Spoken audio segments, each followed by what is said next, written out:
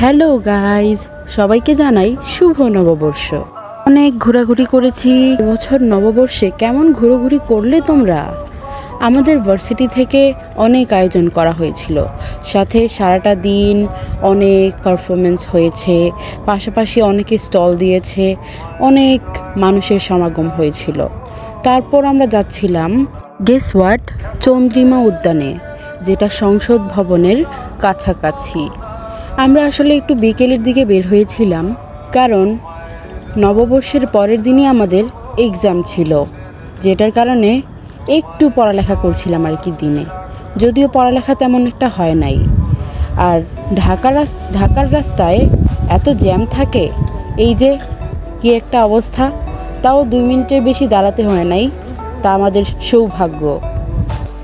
আমার মিষ্টি 2টা ফ্রেন্ডের সাথে আমি রাইড শেয়ার করে যাচ্ছিলাম। এ হচ্ছে প্রমি আর এ হচ্ছে শিমু।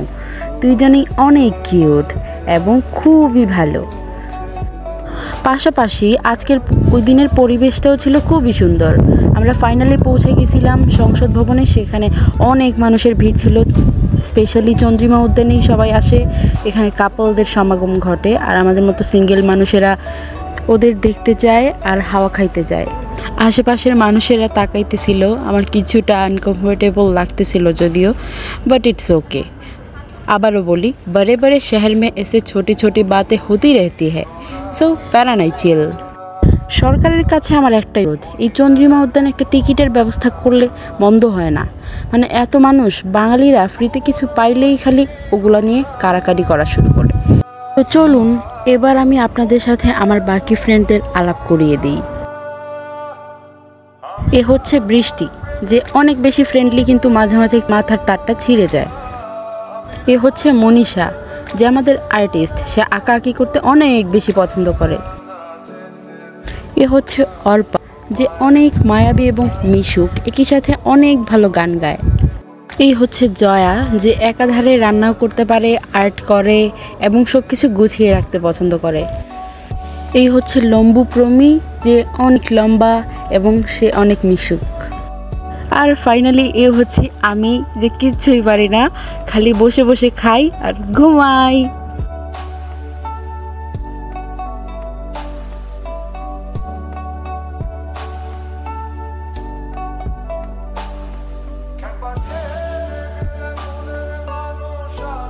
আর এই হচ্ছে শিমু, যার ছবি ভালো আসলেই সে খুশি। মনীষাকে দেখলাম নিজের মাথায় নিজেই হাত বুলাইতেছে।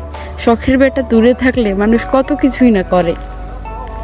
চারিপাশে এত মানুষ দেখে আমি একটা জিনিসই ভাবতেছিলাম, এই বুঝি টেররিস্ট অ্যাটাক হয়, এই বুঝি বোমা ফেটে যায়, এই বুঝি এটা হয়, এই বুঝি ওটা হয়। মানে এত অ্যাংজাইটি নিয়ে মানুষ কেমনে বাঁচে। এদিকে ছবি ওঠার ধুম শুরু হয়ে গেছিলো। যেহেতু আমি আগে অনেক ছবি উঠাই ফেলছিলাম, তাই আমি আর মনীষা বেবি মিলে ঘুরতে চলে গেছিলাম। ভাবতেছিলাম যে এই জায়গাটা একটু ঘুরে ঘুরে দেখি, পাশাপাশি খাওয়া দাওয়ারও প্ল্যান ছিল। যাই হোক, পাশাপাশি আজকে আরও কিছু কথা বলে রাখি। আজ শাড়িটা আমার ছিল, কিন্তু পরিয়ে দিয়েছিল প্রমি। তার চোখটা আমার ছিল, কিন্তু আর্ট করে দিয়েছিল অর্পা। তারপরে গালটা আমার ছিল, কিন্তু গালে হাইলাইটার, ব্লাশ সব কিছু ইউজ করে দিয়েছিল আমাদের বৃষ্টি। ইভেন কপালটা আমারও, কিন্তু টিপ দিয়েছিল জয়া। তারপরে ঠোঁটটা আমার ছিল, কিন্তু লিপস্টিক দিয়েছিল প্রমি। সো বাকিটা না বলি, এতটুকুই। প্রথমে দেখতে পেলাম লেবুর শরবত, কিন্তু এটা অনেক আনহাইজেনিক ছিল, তাই আমি এটা নাই। দেখে অনেক বেশি কেমন জানি লাগতেছিল। আর এখানে 2জন মহিলা মিলে কি জানি বিক্রি করতেছিলেন। আসলে যে যা পারে তাই নিয়ে এসেছিল। এই বিষয়টা আমার খুবই ভালো লেগেছে, যেহেতু সবাই এখানে জীবিকা নির্বাহের জন্য কাজ করছিল। তো বিষয়টা অনেক বেশি ভালো লাগছিল, স্পেশালি কিছু মহিলারা যে তাদের স্টার্ট আপ নিয়ে বসেছিলেন, যেটা অনেকটা ইন্সপায়ারিং। তো প্রথমে আমরা চলে গিয়েছিলাম পেয়ারা খেতে। পেয়ারা ছিল 20 টাকা, যে আমরা একটাই নিয়েছিলাম, কারণ অনেকটা ছিল এটাতে। আমাদের 2 জনের একটাই হয়ে যাওয়ার কথা। এখানে মামা কত মশলা দিলেন, দেওয়ার পরে সার্ভ করলেন, 2টা টুথপিক দিছিলেন, যেগুলো দিয়ে আমরা একটা করে খাইতেছিলাম।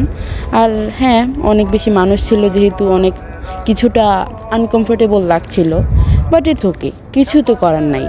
সিচুয়েশন ওয়াইজ মানুষকে সব কিছুই মানিয়ে নিতে হবে। এখন তোমার জন্য তো আর কেউ এখানে 5 স্টার হোটেল খুলে বসবে না। দেন দেখলাম এখানে বাদামও আছে, কিন্তু এত গরমে আমার বাদাম খাওয়ার সাহস হয়ে ওঠে নাই, তাই দেখে একদম পালায়ে চলে আসলাম। এখানে কি জানি ছোট ছোট কয়েকটা চুড়ি ছিল, তারপরে গোলাপ ছিল, যেগুলা দরকার নাই, কারণ উই আর সিঙ্গেল, আমাদের গোলাপের দরকার নাই। কিনে দিলে ওটা অন্য বিষয়। যাই হোক, এখানে আমরা ভেলপুরি খাইতেছিলাম, যেটা হ্যাঁ 7 আউট অফ 10 ভালোই ছিল।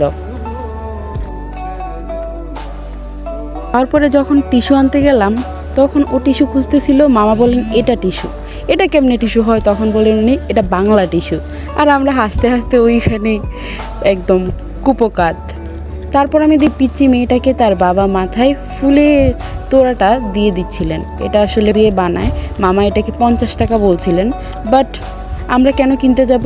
দরকার নেই বাবা, এমনিতেই থাক, আমরা এমনিতেই একটা ফুল, 2টা ফুল হাঁটছে। যাই হোক, আর এখানে চানাচুর নিয়ে বসেছিল। আসলে এত গরমে চানাচুর খাওয়ার ইচ্ছা হচ্ছিল না, তাই আমরা এখানে শসা নিয়ে নিয়েছিলাম। শসাটা 20 টাকা ছিল। হ্যাঁ, মশলাটাও ভালো ছিল। 8 আউট অফ 10। দেন মনীষা বলছিল আম খাবে, সো আমরা আম খাইতে চলে গেলাম। যদিও স্লাইসগুলো অনেক চিকন চিকন ছিল 30 টাকা, যেটা হ্যাঁ অনেক বাজেট ফ্রেন্ডলি বলা যায়।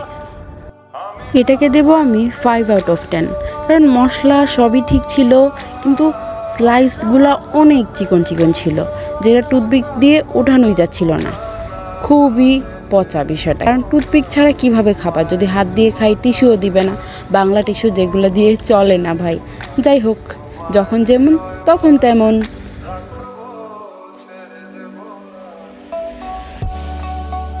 কেমনটা লাগে? এত এত মানুষের ভিড়ে হাওয়াতের মতো খাইতেছিলাম, মানে নিজেরই খারাপ লাগতেছিল, এত কেমনে খাইতেছি।